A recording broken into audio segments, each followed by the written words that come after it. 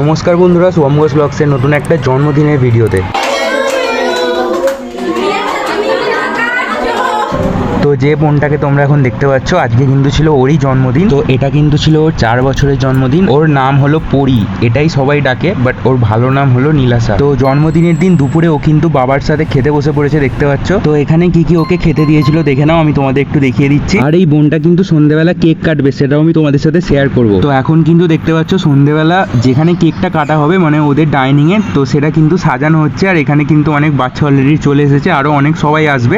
তো চলো বন্ধুরা দেখাচ্ছি কিরকম কি ডেকোরেশন করা হচ্ছে। আর ও কিন্তু এখানে খেলতেই ব্যস্ত, দেখতে পাচ্ছ। তো এটা হলো আজকে ওর ড্রেস, জন্মদিনে কেক কাটার। ওকে কেমন লাগছে তোমরা কমেন্টে অবশ্যই বলবে। তো এখানে কিন্তু পোজ দিয়ে দিচ্ছে, দেখতে পাচ্ছ, ছবি তোলা হচ্ছে কিছু। তো এখানে কিছু ছবি তোলার পর তারপরে কিন্তু আমরা কেক কাটায় আসবো। তো তার আগে সকালে আর সন্ধ্যেবেলা মিলিয়ে ওর কিছু ছবি তোলা হয়েছিল, সেগুলো তোমাদের সাথে শেয়ার করি। দেখো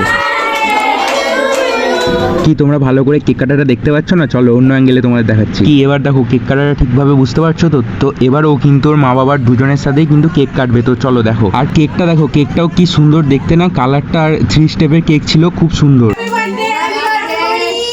তো বাবা কিন্তু প্রথমে ওকে কেক খাইয়ে দিল।